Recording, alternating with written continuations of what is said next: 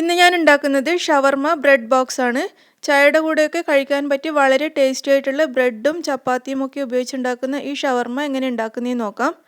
ഞാൻ അതിനുവേണ്ടി ഇവിടെ 250 ഗ്രാം ചിക്കൻ്റെ ബ്രസ്റ്റ് പീസാണ് എടുത്തിട്ടുള്ളത്.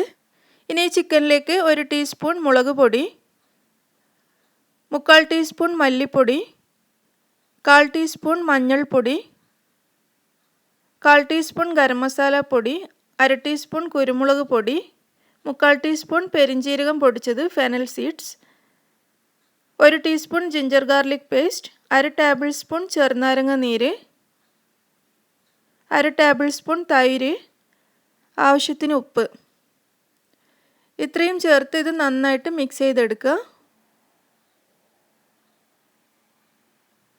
മസാലയെല്ലാം ചിക്കനിൽ നന്നായിട്ട് യോജിക്കുന്ന വിധത്തിൽ നന്നായിട്ട് മിക്സ് ചെയ്തതിന് ശേഷം നമുക്കിത് അടച്ചു വെച്ച് ഒരു അരമണിക്കൂർ വരെ ഇതുപോലെ വെക്കാം.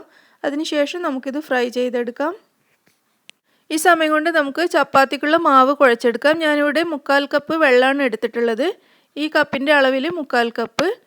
ഇതിലേക്ക് ഞാൻ 1/2 ടീസ്പൂൺ ഉപ്പും കൂടി ചേർത്ത് കൊടുത്തിട്ടുണ്ട്.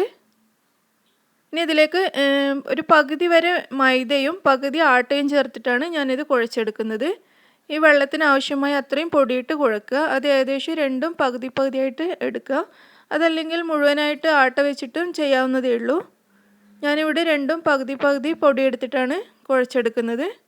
ഇതിവിടെ നന്നായിട്ട് ചപ്പാത്തിക്ക് കുഴക്കുന്നത് പോലെ കുഴച്ച് നമുക്ക് ഇതും അടച്ചു വെക്കാം. ഇത് അടച്ചു വെച്ച് നമുക്ക് മറ്റുള്ള ഫില്ലിങ്ങിനുള്ള സാധനങ്ങളൊക്കെ റെഡിയാക്കാം. ആദ്യം തന്നെ നമ്മൾ നേരത്തെ മിക്സ് ചെയ്ത് വെച്ച് ചിക്കൻ ഫ്രൈ ചെയ്തെടുക്കണം. ഇതിപ്പോൾ ഏകദേശം അരമണിക്കൂർ ആയിട്ടുണ്ടാവും. ഒരു പാൻ അടുപ്പത്ത് വെച്ച് ചൂടാകുമ്പോൾ ആവശ്യത്തിന് ഓയിൽ ഒഴിച്ചു കൊടുക്കുക. ഞാനിവിടെ 3-4 ടേബിൾ സ്പൂൺ ഓയിൽ ഒഴിച്ചിട്ടുണ്ട്. ഈ ഓയിൽ ചൂടാകുമ്പോൾ നമ്മൾ നേരത്തെ റെഡിയാക്കി വെച്ച ചിക്കൻ ഇതിലേക്ക് ചേർത്ത് നന്നായിട്ട് ഫ്രൈ ചെയ്തെടുക്കുക. ഒരു മീഡിയം ഫ്ലെയിമിൽ വെച്ച് ഇത് ഫ്രൈ ചെയ്യാം.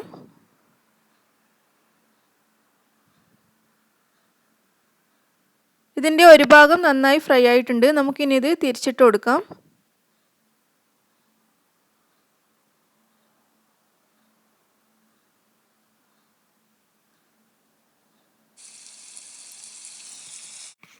ഇതിൻ്റെ 2 ഭാഗവും നന്നായി ഫ്രൈ ആയിട്ടുണ്ട്. നമുക്കിത് അടുപ്പത്തുനിന്ന് മാറ്റാം. ഇതൊരു പ്ലേറ്റിലേക്ക് കോരി മാറ്റാം. ഇനി ഈ ചിക്കൻ നന്നായിട്ട് തണുത്ത് കഴിയുമ്പോൾ നമുക്കിതുപോലെ ചെറിയ ചെറിയ കഷ്ണങ്ങളാക്കി എടുക്കാം. ഒരു കത്തി വെച്ചിട്ട് വേണമെങ്കിലും ചെയ്യാം. ചിക്കൻ മുഴുവനും ഞാനിവിടെ ചെറിയ ചെറിയ കഷ്ണങ്ങളാക്കി എടുത്തിട്ടുണ്ട്. ഇനി നമുക്ക് ഗാർലിക് പേസ്റ്റ് റെഡിയാക്കി എടുക്കാം. അതിനുവേണ്ടി ഞാനിവിടെ ഒരു മുട്ടയുടെ വെള്ളയാണ് എടുത്തിട്ടുള്ളത്. ഇനി മുട്ടയിലേക്ക് 1 അല്ലി വെളുത്തുള്ളി ചെറുതായിട്ട് കട്ട് ചെയ്തത് ചേർത്ത് കൊടുക്കാം. ഒരു 1/2 ടേബിൾ സ്പൂൺ വരെ ചെറുനാരങ്ങ നീരും 2 നുള്ളു ഉപ്പും കൂടി ചേർക്കാം. ഉപ്പ് കൂടുതലാവരുത്, വളരെ കുറച്ച് ഉപ്പ് മാത്രമേ ഇതിന് ആവശ്യമുള്ളൂ. ഇതെല്ലാം കൂടി നന്നായിട്ടൊന്ന് അരച്ചെടുക്കാം. ഞാനിതിവിടെ നന്നായി അരച്ചിട്ടുണ്ട്. ഇനി ഇതിലേക്ക് 1/2 കപ്പ് സൺഫ്ലവർ ഓയിലും കൂടി ചേർത്ത് കൊടുക്കാം. ഈ സൺഫ്ലവർ ഓയിൽ ചേർത്ത് അരക്കുമ്പോഴാണ് ഇത് നല്ല കട്ടിയായിട്ട് വരുന്നത്. സൺഫ്ലവർ ഓയിലും കൂടി ചേർത്ത് ഞാനിത് നന്നായിട്ട് അരച്ചിട്ടുണ്ട്. ഇത് നല്ല കട്ടിയുള്ള ഗാർലിക് പേസ്റ്റായി കിട്ടിയിട്ടുണ്ട്. നിങ്ങൾക്ക് ഈ റെസിപ്പിക്ക് വേണമെന്നുണ്ടെങ്കിൽ മയോണൈസും യൂസ് ചെയ്യാം. പക്ഷേ ഒന്നുകൂടി ടേസ്റ്റ് ഗാർലിക് പേസ്റ്റ് ആയിരിക്കും. നിങ്ങൾക്ക് ഇഷ്ടമുള്ളത് ഉപയോഗിക്കാം. ഒന്നുകിൽ മയോണൈസ് ചേർക്കാം, അതല്ലെങ്കിൽ ഇതുപോലെ ഗാർലിക് പേസ്റ്റ് ഉണ്ടാക്കിയിട്ട് അത് ചേർക്കാം. ഈ ഗാർലിക് പേസ്റ്റ് നമുക്കൊരു ബൗളിലേക്ക് മാറ്റാം. ഇനി നമ്മൾ നേരത്തെ റെഡിയാക്കി വെച്ച ചിക്കൻ ഒരു ബൗളിലേക്ക് എടുക്കാം. ഇനി ഇതിലേക്ക് ഒരു 4-5 ടേബിൾ സ്പൂൺ കക്കിരി അഥവാ കുക്കുംബർ ചെറുതായിട്ട് അരിഞ്ഞത്, 5-6 table spoon cabbage, 2-3 table spoon തക്കാളി അരിഞ്ഞത്, 2 ടേബിൾ സ്പൂൺ ഉള്ളി അരിഞ്ഞത്, 2-3 ടേബിൾ സ്പൂൺ മല്ലിയില അരിഞ്ഞത്, നമ്മൾ റെഡിയാക്കി വെച്ച ഗാർലിക് പേസ്റ്റ്, ഇത്രയും ചേർത്ത് ഇത് നന്നായിട്ടൊന്ന് മിക്സ് ചെയ്തെടുക്കുക.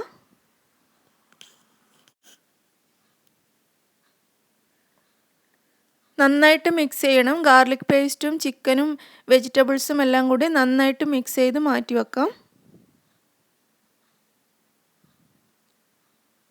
ഞാനിവിടെ കുറച്ച് ബ്രെഡ് ഇതിൻ്റെ സൈഡെല്ലാം കട്ട് ചെയ്ത് എടുത്ത് വെച്ചിട്ടുണ്ട്. ഇനി നമുക്ക് ചപ്പാത്തി ഉണ്ടാക്കാം. നമ്മൾ നേരത്തെ കുഴച്ച് വെച്ച മാവിൽ നിന്നും ഒരു ചപ്പാത്തിക്കുള്ള അത്രയും തന്നെ ഉരുളയെടുത്ത് ചപ്പാത്തി ഉണ്ടാക്കാം. അതിനുവേണ്ടി ഞാനിവിടെ അല്പം മൈദപ്പൊടിയും കൂടി എടുത്തിട്ടുണ്ട്. ഇനി മാവ് നന്നായിട്ട് ഉരുട്ടി നമ്മൾ എടുത്തു വെച്ച മൈദപ്പൊടിയിലൊന്ന് ഡിപ്പ് ചെയ്തതിന് ശേഷം പരത്തിയെടുക്കാം. നല്ല നേരിയതായിട്ട് പരത്തിയെടുക്കണം. ചപ്പാത്തിയേക്കാളൊക്കെ നല്ല നേർമ വേണം നമ്മൾ പരത്തിയെടുക്കുന്ന മാവിന്.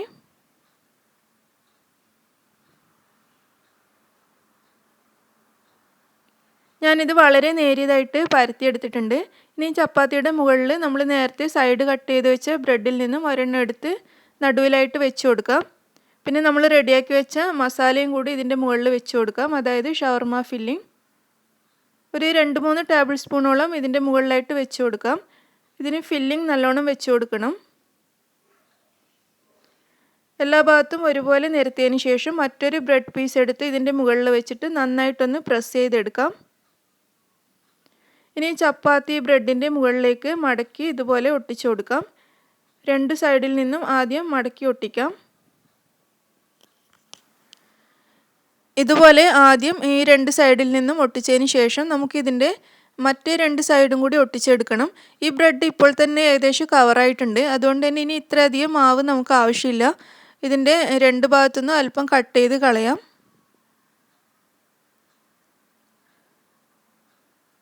ഇനി ഇതിൻ്റെ 2 സൈഡിലും അല്പം വെള്ളം തടവി കൊടുക്കാം, നന്നായിട്ട് ഒട്ടി നിൽക്കാൻ വേണ്ടിയിട്ടാണ്.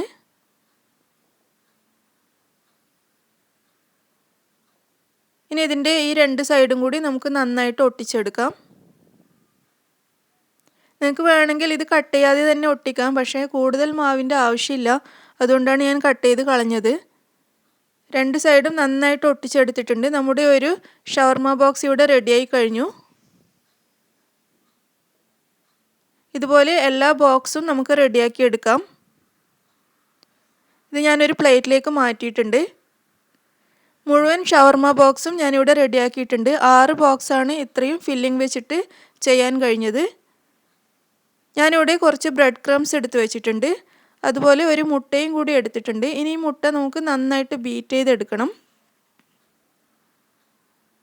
ഇതുപോലെ നന്നായിട്ട് മുട്ട ബീറ്റ് ചെയ്തെടുക്കുക. അതിനുശേഷം നമ്മൾ ഉണ്ടാക്കി വെച്ച ഓരോ ഷവർമ ബോക്സും എടുത്ത് ഈ മുട്ടയിൽ നന്നായിട്ട് മുക്കിയെടുക്കുക. ഇതിൻ്റെ എല്ലാ ഭാഗത്തും മുട്ട നന്നായിട്ട് പിടിച്ചിരിക്കുന്ന വിധത്തിൽ എല്ലാ ഭാഗവും മുക്കിയെടുക്കുക. അതിനുശേഷം നമ്മൾ എടുത്തു വെച്ച ബ്രെഡ് ക്രംസിലും ഇതുപോലെ തന്നെ മുക്കിയെടുക്കുക. എല്ലാ ഭാഗത്തും ബ്രെഡ് ക്രംസ് പിടിച്ചിരിക്കുന്ന രീതിയിൽ ഇതുപോലെ മുക്കിയെടുക്കണം. ഇത് നമുക്ക് പ്ലേറ്റിലേക്ക് തന്നെ മാറ്റാം.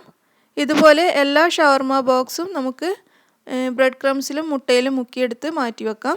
മുഴുവൻ ഷവർമ ബോക്സും ഇവിടെ റെഡി ആയിട്ടുണ്ട്. നമുക്കിനി ഇത് ഫ്രൈ ചെയ്തെടുക്കാം. അതിനുവേണ്ടി ഞാനൊരു ചീനച്ചട്ടി അടുപ്പത്ത് വെച്ചിട്ടുണ്ട്. അത് ചൂടാകുമ്പോൾ ഇതിലേക്ക് ആവശ്യത്തിന് ഓയിൽ ഒഴിച്ചു കൊടുക്കുക. ഇതിൽ നല്ലോണം ഓയിൽ ഒഴിച്ചു കൊടുക്കണം. വലിയ ബോക്സ് ആയതുകൊണ്ട് കൂടുതൽ ഓയിലിൽ ഫ്രൈ ചെയ്തെടുക്കണം. ഈ ഓയിൽ നന്നായിട്ട് ചൂടായി കഴിയുമ്പോൾ ഇതിലേക്ക് നമ്മൾ റെഡിയാക്കി വെച്ച ഓരോ ബോക്സും ഇട്ട് ഫ്രൈ ചെയ്തെടുക്കണം. ഒരു ലോ ടു മീഡിയം ഫ്ലെയിമിൽ വെച്ചിട്ട് വേണം ഇത് ഫ്രൈ ചെയ്യാൻ. ഇതിൻ്റെ ഉള്ളിലുള്ള ചപ്പാത്തി നന്നായിട്ട് വെന്ത് വരണം. തീ കൂട്ടിക്കഴിഞ്ഞാൽ പെട്ടെന്ന് പുറംഭാഗം കരിഞ്ഞ് ചപ്പാത്തി വേവാതെയായി പോവും. ഇതുപോലെ ഒന്ന് പ്രസ് ചെയ്ത് കൊടുക്കാം, കാരണം ഇതിങ്ങനെ പൊങ്ങിക്കിടക്കും. ഒന്ന് പ്രസ് ചെയ്ത് കൊടുത്ത് ഓയിലിൽ മുങ്ങിക്കിടക്കുന്ന രീതിയിൽ ഇടയ്ക്കൊന്ന് ചെയ്ത് കൊടുക്കണം. ഇതിൻ്റെ ഒരു ഭാഗം ഫ്രൈ ആയി കഴിഞ്ഞപ്പോൾ ഞാൻ തിരിച്ചിട്ട് കൊടുത്തിട്ടുണ്ട്. ഇനി ഇതിൻ്റെ മറ്റേ ഭാഗവും കൂടി നന്നായിട്ട് ഫ്രൈ ആവുന്നത് വരെ വെയിറ്റ് ചെയ്യാം. ഇതുപോലെ ഇടയ്ക്കൊന്ന് പ്രസ് ചെയ്ത് കൊടുക്കാം. മറ്റേ സൈഡും കൂടി നന്നായിട്ട് ഫ്രൈ ആയിട്ടുണ്ട്. നമുക്കിതിന് എണ്ണയിൽ നിന്നും മാറ്റാം. ഇതൊരു ടിഷ്യൂ പേപ്പറിലേക്കാണ് ഞാൻ മാറ്റുന്നത്.